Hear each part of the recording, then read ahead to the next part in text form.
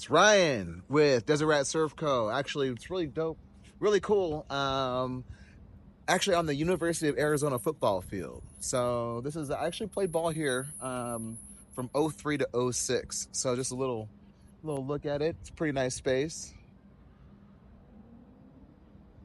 But today's video is on my little short experience, 42 years of living as a biracial man here in Southern Arizona. And like, this channel is all about bridging gaps and sort of seeing the similarities where folks see differences. As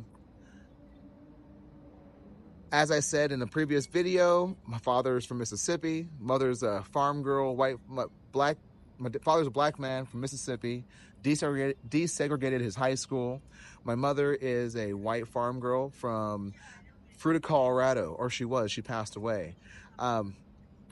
What's interesting about growing up as biracial was I never been black enough to be black, never been white enough to be white. So I've always been a spectator in that space. Didn't feel unwelcomed from either side, to be fair with you.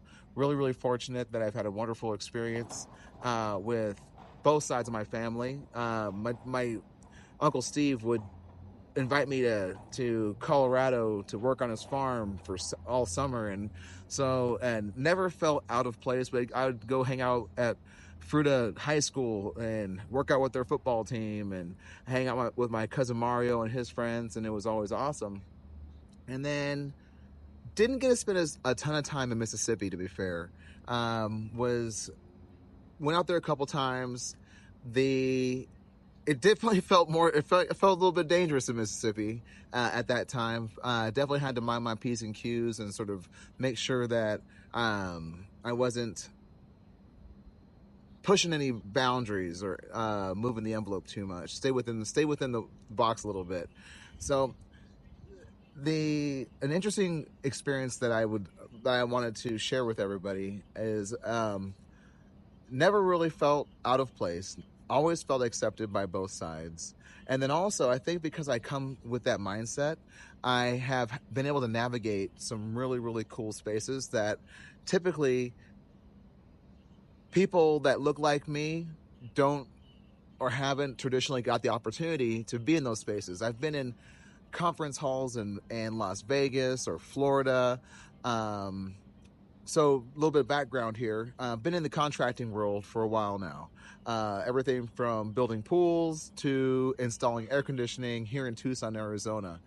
As you navigate up the food chain in a trades organization, you're going to notice that, at least I've noticed, that less folks look like me the higher and higher I go. I'm not pointing fingers. I'm just making an observation. I've always been invited into these spaces and thrived in these spaces. But if you go to a conference in Florida, you go to a conference in Las Vegas, San Diego, you're going to notice that, or I noticed that, very few brothers in there. And again, didn't feel uncomfortable. Always had opportunity.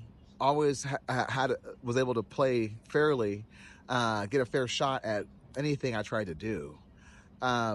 I really do think that that's because of my mindset. I think that that thoughts are things, and thoughts are incredibly powerful. I think thoughts move through matter, move through energy. Might be one of the most powerful energies in creation is the human thought. So I never showed up with those thoughts of expectations to be treated differently or unfairly. I've always showed up with the thoughts and expectations that I'm meant to be here. And so I'm just encouraging folks. There's a book I want to write. It's called How to Raise a Mulatto. My son, he's Mexican, white, and black. He looks like everything, but folks can tell that he's black because he took a video game class, and the kids trapped him. It was a Roblox class, and the kids trapped him like in a little makeshift box, and were throwing chicken in at him, chicken and watermelon. So something that I've noticed also, at least in 2024 going to 2025, my son has been called the N-word way more than I've ever been called the N-word. Not sure exactly where that's coming from, but that's not something we're going to give energy to.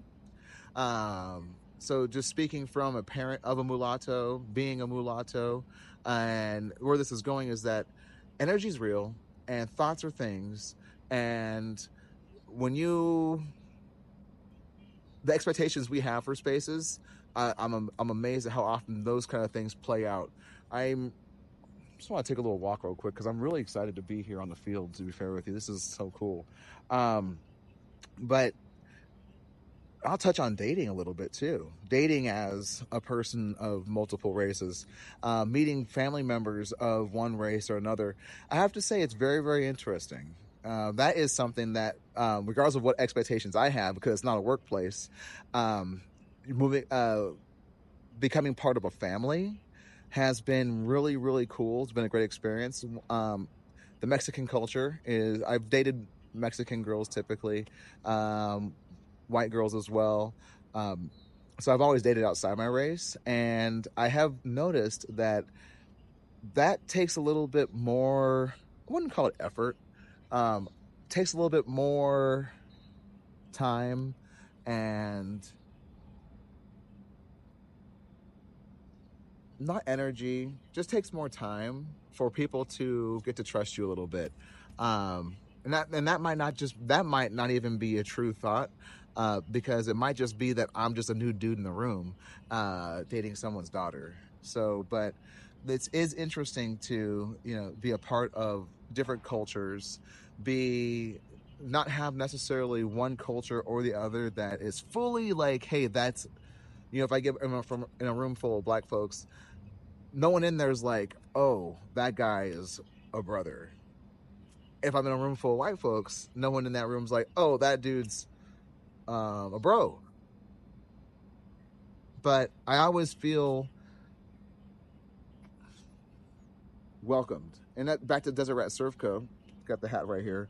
I think it translates very well into me feeling confident and comfortable being a desert rat, and then also going to the ocean and learning how to surf and being a part of both worlds. Again, super important for you to not let anyone put you in a box, not let anyone tell you what category that you belong in, not let anyone tell you what dreams make sense for you.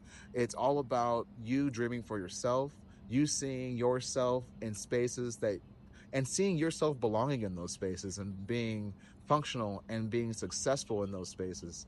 So just a little tidbit. Started off talking about me being biracial. Hopefully we're still on that thread. I appreciate you if you're still following. Please like, subscribe the video, helps the algorithm. And as always, move in love, paddle in, let it rip, see what happens. Desert Rat Surf Co. Just trying to help folks and love everybody.